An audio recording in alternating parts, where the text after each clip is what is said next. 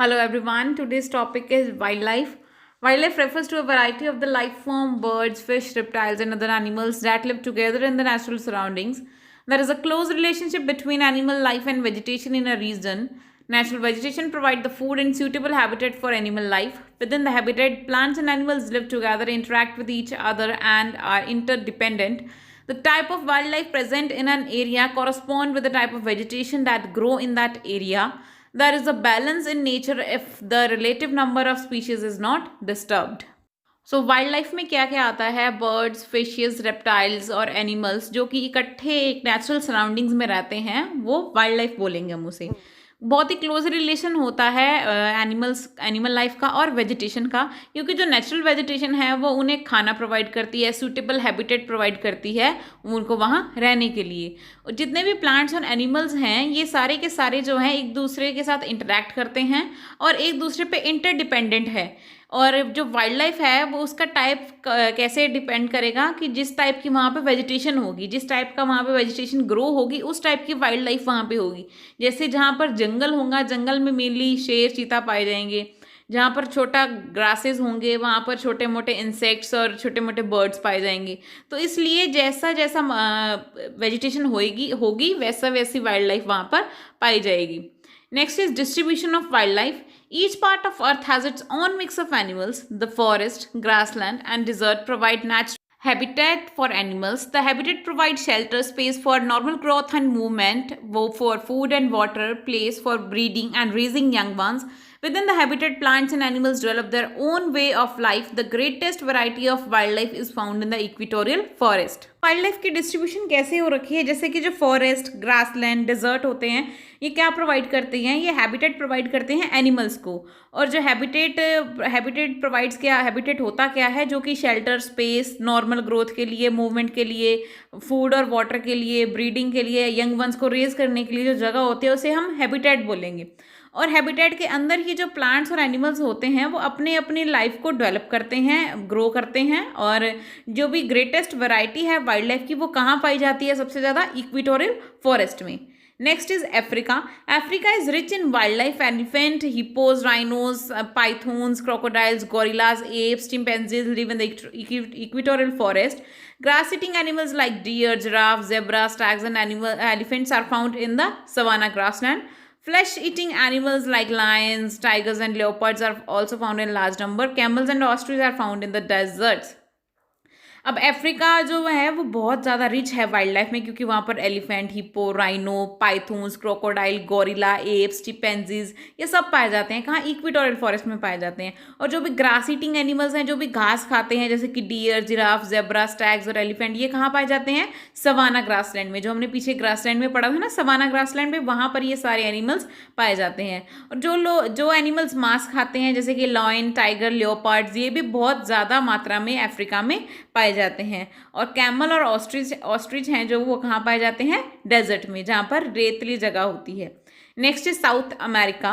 South America has a rich diversity of wildlife. Rhea is a flightless bird like ostrich, while condor is the largest bird of prey in the world. Anteaters and armadillos are ancient mammals of South America. Llamas are found in the Indus Mountain, while anacondas are found in the marshlands. Other animals include pumas, jaguar, alligators and giant turtles.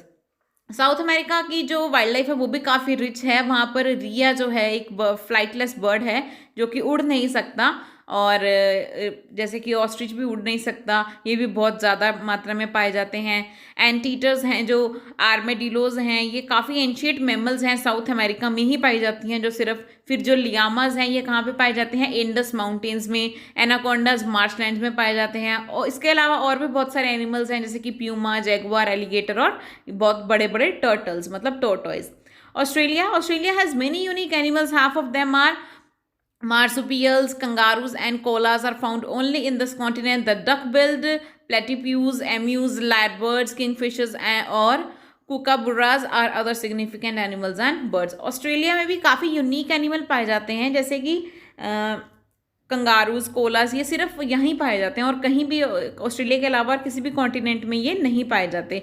इसके अलावा और भी बहुत सारे animals हैं जैसे कि ईमोज, लाइबर्ड्स, Kingfisher, कुकाबुरस, ये भी बहुत एनिमल्स और बर्ड्स हैं जो सिर्फ ऑस्ट्रेलिया में ही पाए जाते हैं।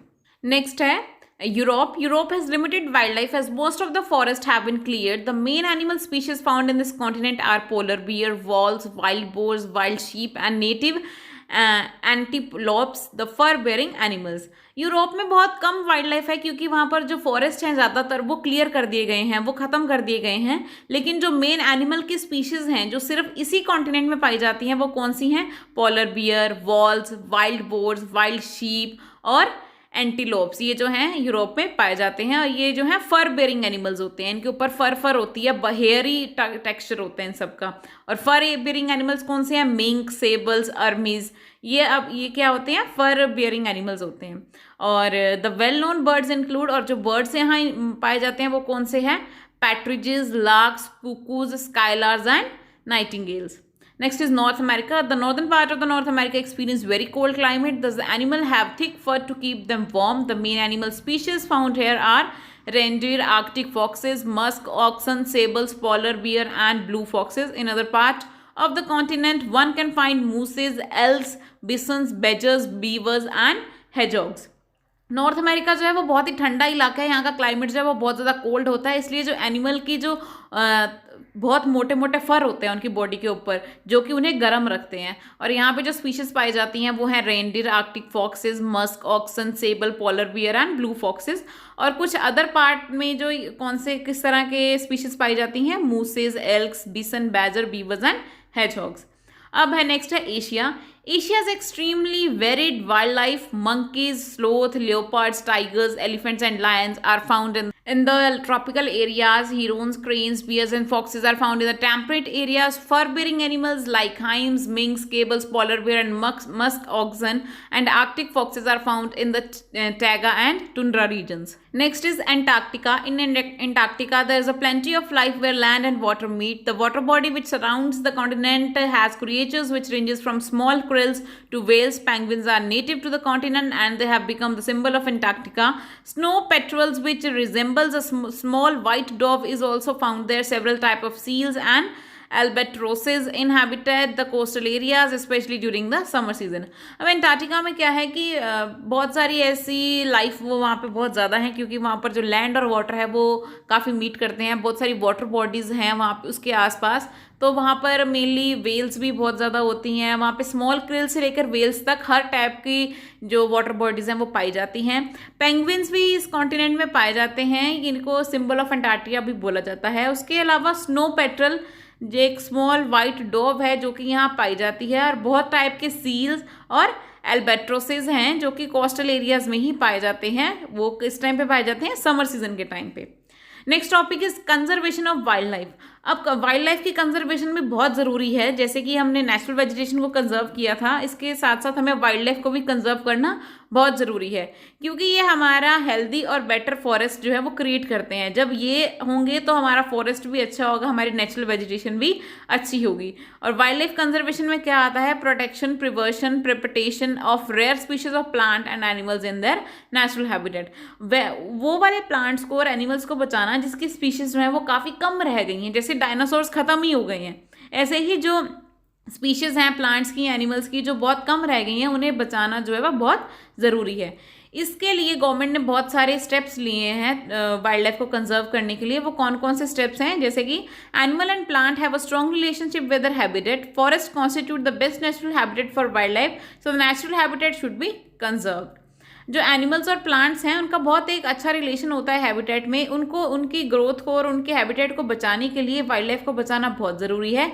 इसके लिए जो नेचुरल हैबिटेट है उसे कंजर्व करना बहुत ज़रूरी है.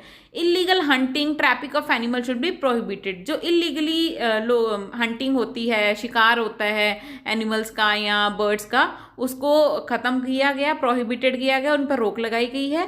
Government should enact laws forbidden the hunting of rare और endangered species like lion, tiger, peacock, cheetah, bustard, black buck, snow leopard and python. The people disobeying the rule should be properly punished.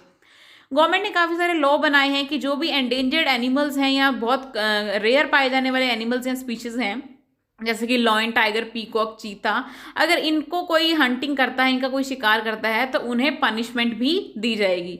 इसकी cell और export करना मतलब जैसे यहाँ से दूसरे देश में भेजना, ये भी अलाउड नहीं है ऐसी स्पीशीज़ को। तो ऐसा करता है तो वो भी पनिशेबल होगा लॉ के थ्रू। और बहुत सारे नेशनल पार्क्स और सेंचुरीज बनाई गई हैं, उन एरिया को कंजर्व कर दिया गया है ताकि जो है वो हमारी वाइल्ड लाइफ जो है वो कंजर्व रहे। So, with this, your chapter is over. Hope you understand it very well and meet you soon. Thank you so much.